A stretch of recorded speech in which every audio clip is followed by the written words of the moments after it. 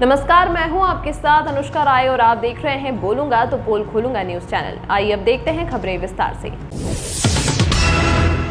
Meham bus stand building के हालात को जांचने के लिए पहुंचे हरियाणा रोडवेज विभाग के अधिकारी। पिछले कई महीनों से बस स्टैंड की जर्जर बिल्डिंग का मुद्दा मीडिया और सोशल मीडिया पर छाया हुआ है, जिसका संज्ञान लेते हुए लोकसभा सांसद डॉक्टर अरविंद शर्मा ने परिवहन मंत्री मूलचंद शर्मा को पिछले महीने पत्र लिखकर यह अवगत कराया था कि महम की बस स्टैंड की नई बिल्डिंग बनाई जाए और महम को सब डिपो घोषित किया जाए। लेकिन कुछ दिन पूर्व ही फिर बस स्टैंड की बिल्डिंग को लेंटर से कुछ हिस्सा फिर नीचे गिर गया, जिससे वहां काम करने वाले कर्मचारी बाल बाल बचे, जिसको फिर परिवहन मंत्री और विभाग के आला अधिकारियों के मेल के माध्यम से अवगत कराया गया, जिसको संज्ञान में लेते हुए रोहतक महाप्रबंधक ने विभाग एसएस जयवीर हुड्डा और वर्क्स मैनेजर सुरेंद्र सिवाज को महम बस स्टैंड की बिल्डिंग को जांचने के लिए महम भेजा, जिन्होंने बताया कि बिल्डिंग बिल्कुल ही जर्जर हो चुकी है, जिसके समाधान के लिए कुछ हिस्से को तोड़ा जाएगा और कुछ हिस्से बिल्कुल बंद कर दिए जाएंगे और ऊपर उच्च अधिकारियों को जल्द से जल्द डिसमेंटल बिल्डिंग घोषित कर नई बिल्डिंग बनवाने के लिए सरकार को लिखा जाएगा।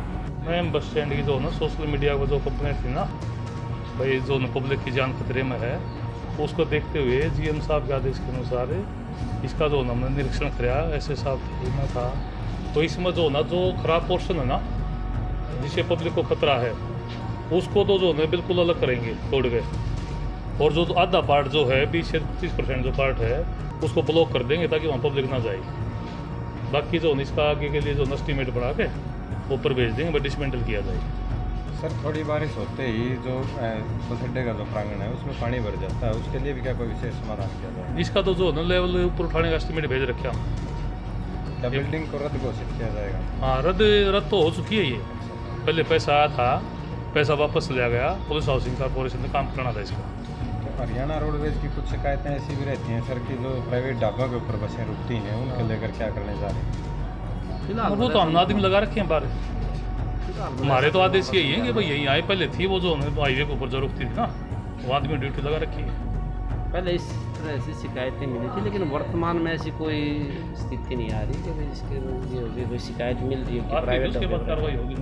अगर कोई मामला संज्ञान में आता है तो उसके ऊपर कार्रवाई की जाएगी। बैंक की तरफ से कोई इसका प्रोपोजल, कोई नई बिल्डिंग बनाने का क्या कोई देखो, इसको निदेशालय को ना ये तो दोबारा से रिमाइंड कराया जाएगा।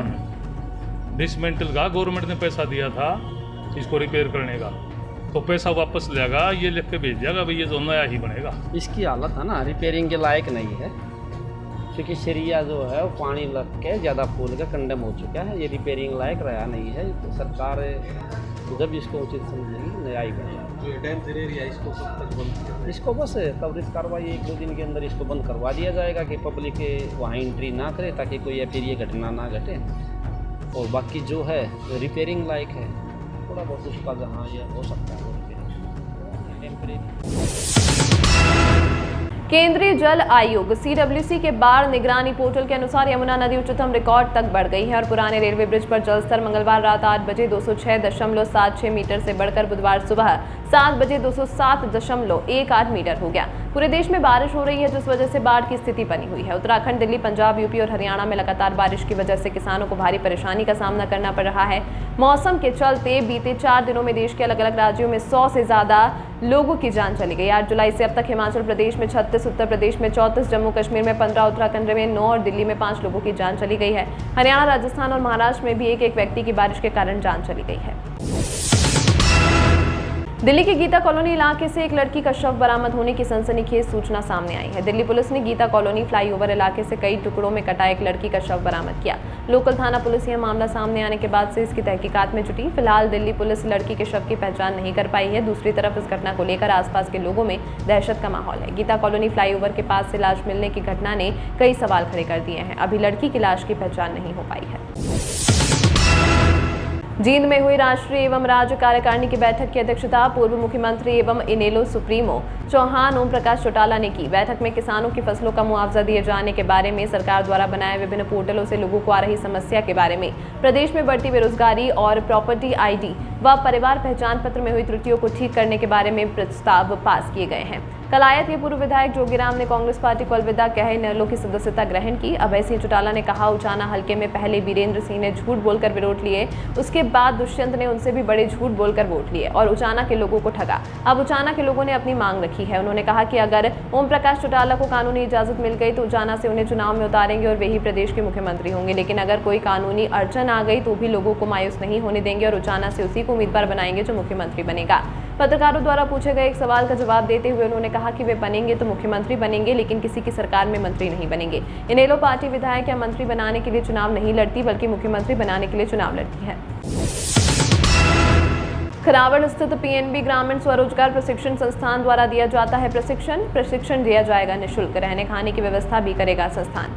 उपायुक्त अजय कुमार ने बताया कि जिले के गांव खरावड़ स्थित पीएनबी ग्रामीण स्वरोजगार प्रशिक्षण संस्थान में पीएनबी आरसीटी द्वारा जल्द ही नए कोर्स शुरू किए जाएंगे, जो केवल इसी कैंपस में उपलब्ध होंगे। अजय कुमार ने बताया कि पीएनबी आरसीटी द्वारा शुरू किए जा रहे नए कोर्सेज में घरेलू विद्युत उपकरण, सोलर प्लांट सर्विसेज, फार्मिंग व वर्मी कंपोस्ट, मछली पालन आदि शामिल है। यह सभी ट्रेनिंग संस्थान की तरफ से बिल्कुल निःशुल्क रहेगी तथा संस्थान की ओर से रहने व खाने की व्यवस्था भी की जाएगी। ट्रेनिंग को सफलतापूर्वक पूर्ण करने के बाद प्रशिक्षणार्थियों के लोन के लिए संस्थान की ओर से ही उनकी नजदीकी ब्रांच में आवेदन भेज दिए जाएंगे और उनको स्वरोजगार स्थापित करने के लिए संस्थान की तरफ से हर संभव मदद की जाएगी।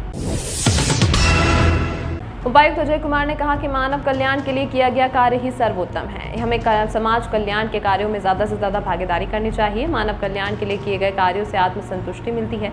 हमें अपनी ऊर्जा को हमेशा सकारात्मक कार्यों में ही लगाना चाहिए। रोहतक के उपभोक्ताओं की शिकायतों का निवारण 14 जुलाई को स्थानीय राजीव गांधी विद्युत भवन स्थित मुख्य अभियंता रोहतक के कार्यालय के सभागार में प्रातः 11 बजे से दोपहर 1 बजे तक बैठक आयोजित होगी। उपायुक्त अजय कुमार ने बताया कि उत्तर हरियाणा बिजली वितरण निगम उपभोक्ताओं को विश्वसनीय, अच्छी वोल्टेज और निर्बाध बिजली की आपूर्ति के लिए प्रतिबद्ध है। पूर्ण उपभोक्ता संतुष्टि के लक्ष्य को प्राप्त करने के लिए बिजली निगम द्वारा अनेक महत्वाकांक्षी कार्यक्रम प्रारंभ किए गए हैं ताकि उपभोक्ताओं की समस्या का शीघ्र समाधान किया जा सके।